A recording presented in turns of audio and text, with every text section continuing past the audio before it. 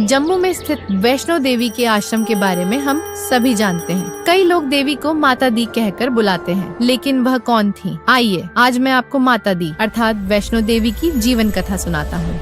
वैष्णो देवी यात्रा भारत के सबसे पूजनीय तीर्थ स्थलों में से एक है। हर साल यहाँ लाखों श्रद्धालु आते हैं। कई पौराणिक कथाओं में माता वैष्णो देवी का उल्लेख मिलता है। उन कथाओं के अनुसार जब देवी शक्ति असुरों से युद्ध में व्यस्त थीं, तब उनके 3 प्रमुख रूप महाकाली, महालक्ष्मी और महासरस्वती एकत्र हुए। तब उन्होंने अपनी ऊर्जा और आध्यात्मिक शक्ति को एकत्रित किया, जिससे एक सफेद प्रकाश चारों ओर फैल गया। इस त्रिगुणी शक्ति के मिलन से उस प्रकाश से एक युवा कन्या उत्पन्न हुई। जब उस कन्या ने देवियों से प्रश्न किया, प्रणाम माता, मेरा सृजन करने का उद्देश्य क्या है? तब देवियों ने उत्तर दिया, तुम्हारा सृजन एक महान उद्देश्य को पूरा करने के लिए हुआ है। वैष्णो देवी ने मुस्कुराकर देवियों की ओर देखा। देवियों ने कहा, तुम पृथ्वी पर जाओ और वहाँ रहो, धर्म की रक्षा करो। वैष्णो देवी ने दोनों हाथ जोड़कर कहा, जैसा आदेश माता। देवियों ने कहा, पृथ्वी पर जाकर तुम स्वयं को आध्यात्मिक रूप से विकसित करो, ताकि तुम चेतना के उच्चतम स्तर तक पहुंच सको, और जब यह कार्य पूर्ण होगा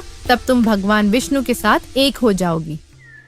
इसके बाद वैष्णो देवी का जन्म भारत के दक्षिण में रहने वाले एक परम देवी भक्त रत्नाकर और उनकी पत्नी के घर हुआ। बचपन से ही वैष्णो देवी को ज्ञान और आध्यात्मिकता की अत्यधिक जिज्ञासा थी। जब उनके हमउम्र बच्चे खेलकूद और कहानियों में व्यस्त रहते थे, तब वह अधिकतर समय ध्यान में लीन रहती थी। उन्होंने बहुत छोटी उम्र में ही ध्यान और साधना करना शुरू कर दिया, क्योंकि वह समझ चुकी थी कि केवल तपस्या ही उन्हें उनके लक्ष्य तक पहुंचा सकती है। जब उन्हें यह ज्ञात हुआ कि उनका उद्देश्य भगवान विष्णु के साथ एक होना है, तब उन्होंने घर गृहस्थी का त्याग कर गहन तपस्या करने के लिए जंगलों की ओर प्रस्थान किया। इसी बीच भगवान श्री राम अपने 14 वर्षों के वनवास के दौरान वैष्णो देवी से मिलने आए। जैसे ही वैष्णो देवी ने भगवान राम को देखा, उन्होंने तुरंत पहचान लिया कि वह भगवान विष्णु के अवतार हैं। उन्होंने तुरंत श्री राम से निवेदन किया कि वह उनसे एक हो जाए, ताकि वह परमात्मा में विलीन हो सके। लेकिन भगवान राम ने उन्हें रोकते हुए कहा,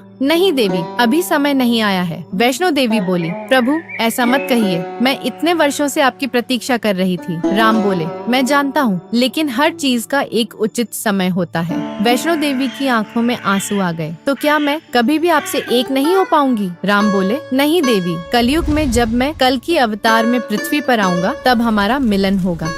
आंसू बहते हुए देवी ने कहा, प्रभु, राम ने कहा, तब तक तुम ध्यान में लीन रहो और त्रिकूट पर्वत के नीचे एक आश्रम स्थापित करो। वैष्णो देवी ने श्री राम की सभी आज्ञाएं स्वीकार कर ली और उनके निर्देशों के अनुसार उत्तर भारत के त्रिकूट पर्वत पर अपना आश्रम बनाया। धीरे धीरे उनकी महिमा दूर दूर तक फैल गई। इसी दौरान एक महान योगी गुरु गोरखनाथ, जिन्होंने भगवान राम और वैष्णो देवी के दर्शन किए थे, उन्होंने अपने सबसे योग्य शिष्य भैरवनाथ को देवी का पता लगाने के लिए भेजा। आश्रम का पता लगाकर भैरवनाथ गुप्त रूप से देवी वैष्णो को देखने लगा और उनके दिव्य सौंदर्य से मोहित हो गया। वह किसी भी प्रकार से वैष्णो देवी से विवाह करना चाहता था। भैरवनाथ ने देवी से कहा, देवी, आपका सौंदर्य अनुपम है। क्या मैं इतना भाग्यशाली हो सकता हूँ कि मुझे आप जैसी पत्नी मिले? इस पर वैष्णो देवी अत्यंत क्रोधित और असंतुष्ट होकर बोली, मेरा जीवन केवल भगवान श्री राम को समर्पित है। भले ही देवी ने स्पष्ट रूप से मना कर दिया, फिर भी भैरवनाथ उन्हें पाने की इच्छा में अंधा हो गया और उनका पीछा करने लगा। इससे बचने के लिए देवी ने पहाड़ों में शरण लेने का निर्णय लिया, लेकिन भैरवनाथ फिर भी उनका पीछा करता रहा।